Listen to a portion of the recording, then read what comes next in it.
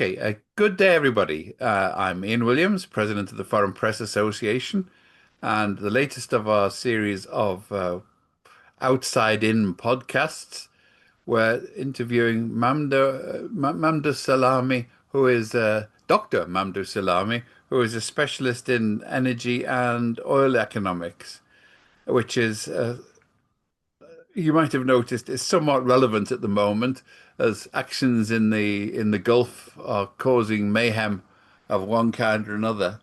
But one of the things that struck us, and which Dr. Salama had addressed in some of his posts, was that while everybody's concentrating on the gas prices because electorally that's important, when I say gas, of course, I'm using the American term, the the price pump for petrol car fuel. Um, One of the other issues is that the Straits of Hormuz are a major conduit for liquid natural gas, which at the moment, I think what triggered off our interest was the discovery that charter prices for tankers for LNG had gone up by 100%. No, more than 100%. 10 times, 1,000%. And with knock-on effects. And that's before we get to consider the insurance costs, which have also skyrocketed because of the threat of military action on the Straits of Hormuz. So one of the big questions which I'd like you to address is, are there any signs at all that the administration in Washington had actually factored in all of these details, or did they just seem to go ahead on a whim, regardless of the sort of collateral effects? I am not sure that they might have considered that. They might have not realized that the closure of this Strait of Hormuz is the strongest weapon in the hand of Iran. They cannot match the United States and Israel in weaponry as well as the force deployed against them. But they can more than match that by closing the Strait of Hormuz, which they have done. The Strait of Hormuz, you and I know that 20 million barrels of oil pass daily through the strait, in addition to 85 million tons of Qatari LNG. Qatar is the number 2 in the world in terms of the size of its production and exports. It used a few years ago to be number 1, but it has been overtaken by the United States. But I am sure it will re-overtake the United States in the next 2 to 3 years once it has completed the full expansion of its capacity. Now, if you deprive the market of 20 million barrels a day or a bit less, you would expect prices to rise. And with that, every country in the world will be affected except Russia. The United States thinks it will not be affected, or Trump thinks he will not, but he is wrong. And I tell you why. The United States currently imports 7.5 to 8 million barrels a day of oil from different parts of the world.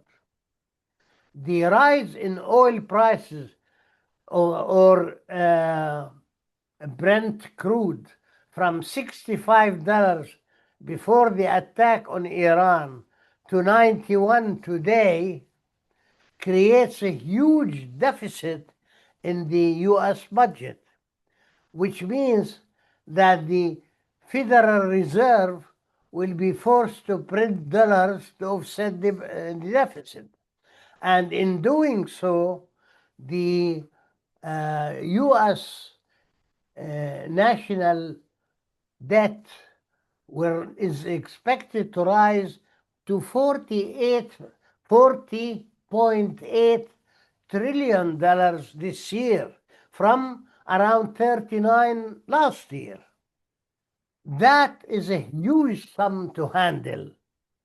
I mean, in addition to the rising inflation as a result of rising prices. Politically, the Republicans are destined to lose the November congressional election because of the rise in oil and diesel prices in the United States. That means that in the last 2 years of his presidency, President Trump will be a lame duck. That's one side. The other aspect, the impact on the global economy. The global economy, if, if the closure lasts up to 2 months, the global economy is projected to lose 2% of its growth this year, from 3.3 as was projected to 1.3, plus an estimated $5 trillion for the 2 months on annualized basis, uh, uh, because of rising costs of production, rising costs of food production as well, rising costs of the fees for transport, and so many other factors which comprise the global economy. So Well, we are, one of the issues that I saw that is often neglected, as well as the LNG, is the fact that these fuels are used to produce fertilizers for countries across the world. And this another has a one, knock-on effect another. on agricultural production and food prices. You are absolutely right. In a nutshell, cost of living will rise, and of course, so many countries will be affected, depending on how long the Strait of Hormuz stay closed. I am of the opinion that Iran is not going to reopen the Strait of Hormuz as long as the aggression by the United States and Israel against it continues. And who knows, even after that stops, they might have different ideas. They have they have given priority to the honor of defending their country, and may be causing a lot of mischiefs for other countries, uh, that it takes precedence over their exports of oil. They will be negotiating for possibly for some sort of a deal around lifting the sanctions completely, or we will continue with the closure of the Strait of Hormuz. They have nothing to lose, in fact. They've been backed into a corner. Exactly that. So the United States finds itself squeezed between a rock and a hard place. Between Iraq and Iran. Yeah. It's they because one of the things that I'd seen in the last day or two is that if the US really wanted to cripple Iranian oil sales, they would attack the island, Karg, where most of the Iranian oil production gets shipped through. But they're scared to do that because for once somebody in Washington is thinking of the ancillary effects across the world economy of such a thing happening. Do you have any thoughts about Karg? They don't give a toss about the world economy. What prevented them, I was reading now on the LinkedIn that the United States asked Israel not to attack the oil facilities of Iran. and they claim that because they don't want to hurt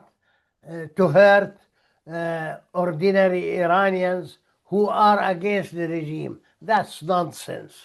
What is 180 behind dead it schoolgirls can is testify that to that.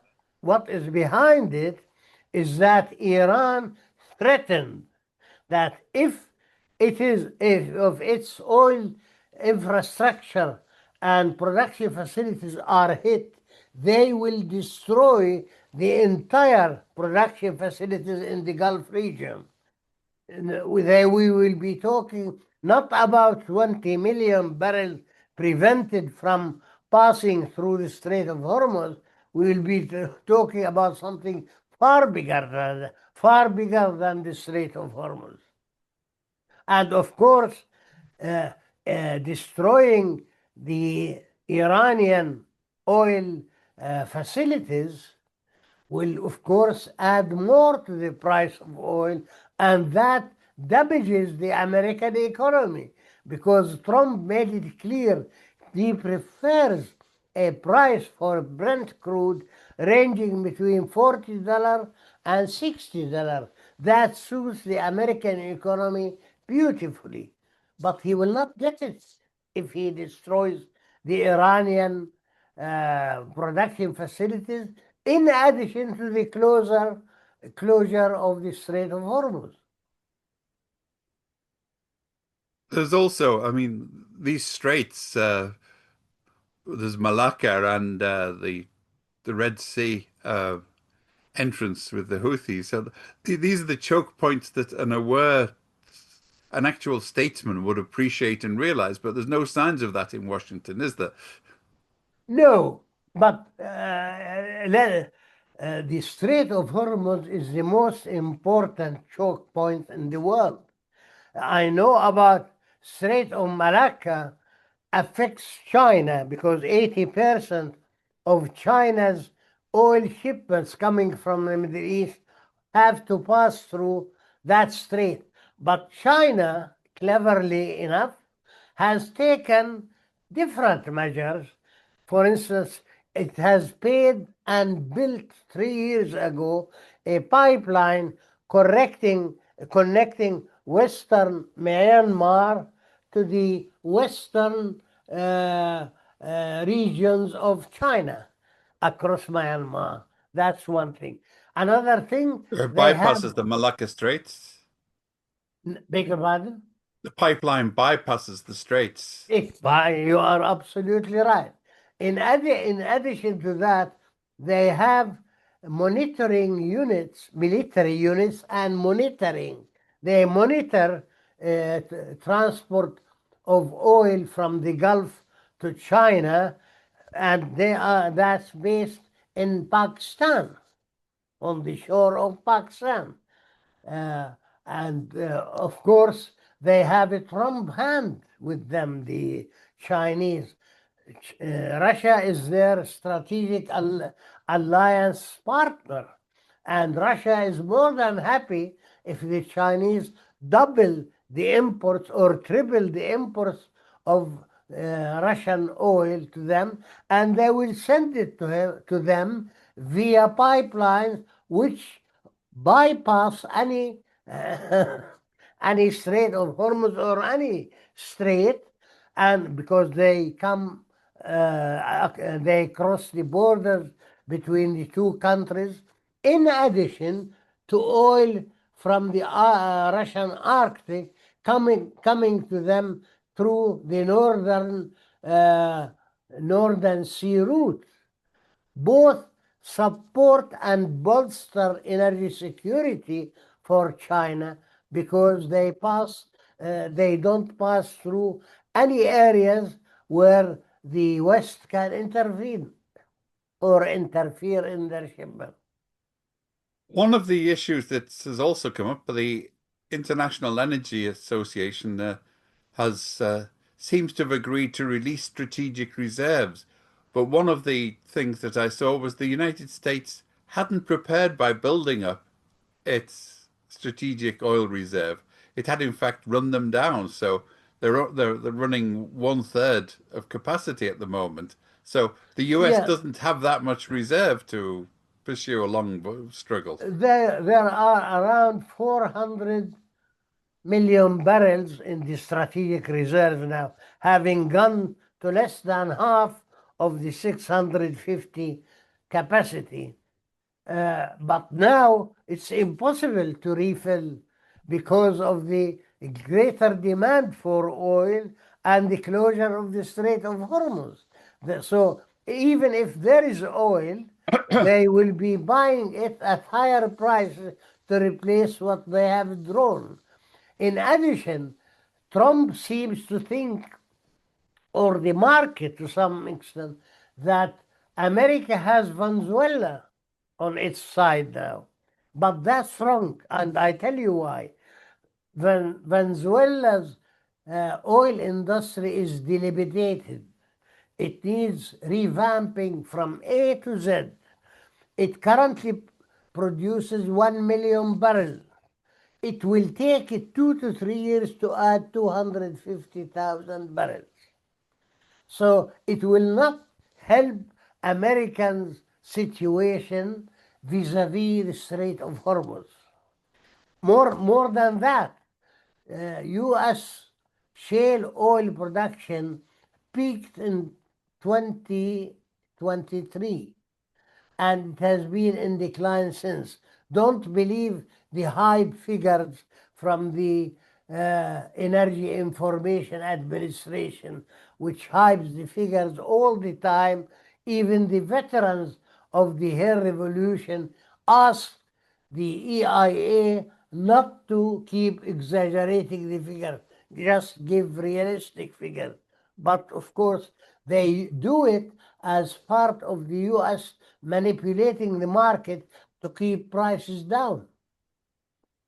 Well, we have the added piquancy that the Trump administration has been closing down alternative energy sources like wind power and solar power and militating against it, increasing their But dependence on petrocarbon. they, they don't replace oil. Solar power and wind power provides electricity, but we need oil for the global economy. But a lot of countries are running on LNG. I think Britain was moving from coal to LNG to fuel the power stations and to produce electricity. But Britain had actually considered alternative power sources. The Are US you talking has about retracted. Britain? Yes, I'm just mentioning it as an example in contrast to the United States. Miss, Mr. Williams, the British are following a very silly policy when it comes to energy. They should do, they should follow what China has done. China has a huge reserve of coal, and they have been producing coal increasingly and even building a new coal electricity generated by coal plants. So why they are doing that? Because coal is a cornerstone for their energy security. Furthermore, it generates the cheapest electricity in the world, believe it or not. And furthermore, they are the top producer of generator of electricity from hydropower and solar power and wind power. And still they are using coal. The idea is that that fits well with a rational strategic energy policy, which is instead of fossil fuels and renewables fighting each other, confronting each other, they should work together diligently to satisfy the demand for electricity for the world. When the share of solar and wind power, energy rises, becomes or rises to a higher share in the generation of global electricity, automatically the demand for gas and for coal and for nuclear power will decline. That's the way you approach strategic policy, not by fighting against them as the International Energy Agency, which is the mouthpiece of the environmental lobby, keeps talking about. That's why it has become discredited. Well, ineffectuality might be a reason for that as well, whatever excuses they give for it. But I mean, one of the issues that's also come up to this perfect storm that's brewing is that there's a lot of concern in the United States over the demands of databases and artificial intelligence. So there are communities that are suddenly being asked to provide huge infrastructure investments to generate power to keep people's pornography and whatever running on the internet, or to keep chatbot trying to mimic human beings. So that's incremental as well. That's how does that factor globally? Uh, of course, the extra demand for electricity for artificial intelligence is a big story now because it is affecting the demand for electricity, making electricity more expensive and taking the share of the world population of it. That's why I heard that President Trump is requesting that the AI companies should build their own energy sources and not at the expense of the world population. Otherwise, there will be shortages, and with shortages, prices go up. And looking in terms of capital allocation, the AI companies Of course, depend on share prices that are extremely volatile, a yes, bubble. And this would commit them to huge capital expenditure to build the energy infrastructure. you are absolutely right. Absolutely right. So, in terms of the war that was supposed to be over a week ago, how do you see the energy factors and the energy input factoring into this? Well, I mentioned at the start of my answer to you that the closure of the Strait of Hormuz and the aggression against Iran by the United States and Israel are connected. Uh, the whole attack on Iran has been over prompted by Israel. They have one thing in mind, and that is they want to prevent Iran from acquiring nuclear weapons. That's one thing. And they have a lot of influence over Trump and over any American president. In fact, they run America. I have come to the conclusion there is a mantra I keep repeating that the United States and Israel are one and the same. Israel is the greater Israel, America is greater Israel, and Israel is the lesser Israel. But the decision maker is in Tel Aviv. That is the situation. Now, having with the 12 or 13 days war against uh, Iran, Iran managed to frustrate their goals. First, they had the idea that they can, with overpower, they can topple the regime. They failed miserably. In fact, the majority of the Iranian people have stood behind the regime. strengthen them, and strengthen the regime. And the proof is that they chose the son of the martyred Ali Khamenei as the new supreme leader. And he is known with his connection to the uh, uh, Iranian or uh, Islamic, The Revolutionary Guard, the the yes, IRGC. guards corps. But to what extent? I mean,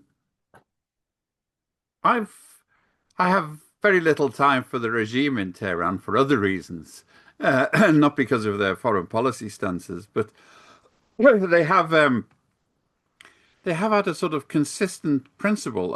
I remember at the end of when the Western allies were imposing punitive reparations on Iraq, and at the same time, Perez de Cuellar issued his report from the UN.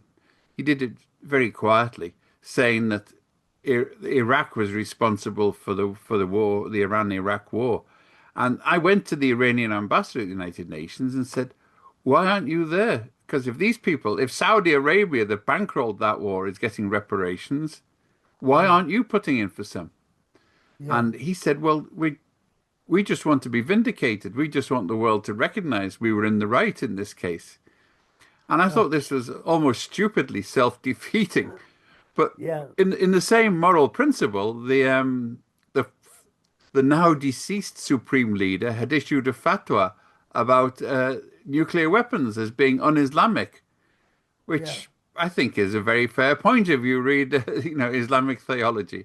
So yeah. it's removing him is not the cleverest move if it's ending a non-existent nuclear weapons program. Uh, they are not telling the truth. I wrote a research paper which was published in America, and it's called Iran Oil and Iran Nuclear Program. Iran looked at the invasion of Iraq and noticed that if Iraq had really nuclear weapons, the American would not have invaded it. So they said to themselves, that's a lesson we should learn. Although they said we don't want nuclear weapons, what they were doing is preparing the ingredients for a bomb and put it aside. Don't assemble it except when they need it.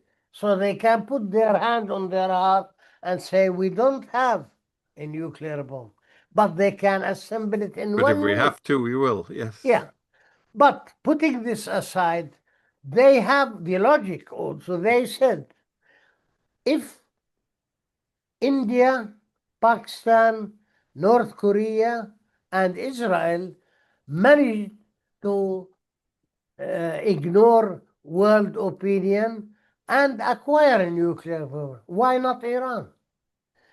Israel says we want to destroy the nuclear program of Iran. We don't want to allow it to have nuclear weapons. But Israel itself has 150 nuclear warheads. Why is that? And it is today somebody mentioned a president or so said that it is the most destructive state in the world, Israel. It Do is, you in think my that there's any opinion, likelihood it. that they would use nuclear Hmm, weapons against Iranian oil capacity? bigger pardon? Do you think there's any chance of Israel using its nuclear capacity to destroy Iranian oil? Well, uh, they don't need a nuclear capacity.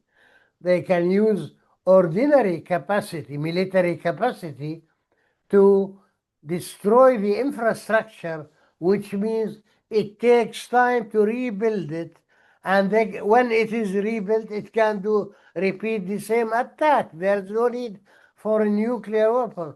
But the fact that they have nuclear weapons has influenced all their negotiations with the Arab countries and with Gaza and the Palestinians. And what saddens the Arab world is that the original Israelis, before just before 1948, they lived happily among the Arab world. I visited many of Jews living in Syria, in Aleppo, and in Egypt as part of my job. But they lived in Iraq, they lived in Syria, they lived in Egypt, they still live in Morocco and Tunisia and And in they live, Iran, which has the largest Jewish population in the region outside Israel. yeah. Well, let's return to the boots on the ground in the Gulf, or the boats in the water in the Gulf. Do you have any estimate of how long the war will continue? Because Trump is showing some signs of let's declare a victory and leave.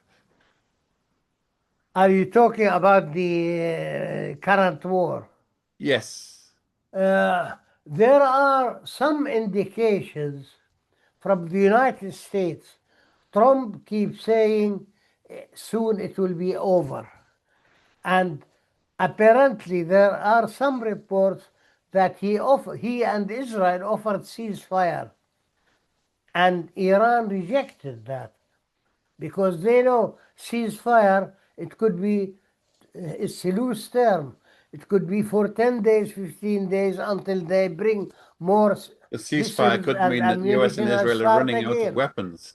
They are saying, the Iranians are saying, we want an end, permanent end to these attacks against us. You want to negotiate? We are ready to negotiate, but not under threat of attacks every now and then. I mean, they were negotiating. Suddenly, the Americans stopped the negotiation and started the attack. They have done it so far twice like that, last year and this year. So the Iranians don't believe in them. So they say, you want to fight? We will fight. They managed to destroy most of the American bases in the Gulf region. They destroyed very expensive radar systems in Qatar and other parts and in Israel. These are facts because we see the pictures. So Iran is not losing.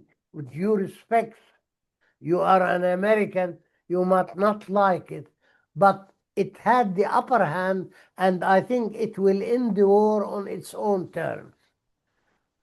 Hmm. That's my view. How long will it last? It could be to a week in a week's time, or if the Israelis have their word, it will never stop. We don't know. Okay, well, look, this is Ian Williams with the Foreign Press Association, and I've been speaking to Dr. Mamdouh Salameh about the oil and energy prospects in the Gulf related to the Hormuz Straits close down, and just how should you say incremental results from the oil crisis and the liquid natural gas crisis and the fertilizer crisis are going to affect the rest of the world.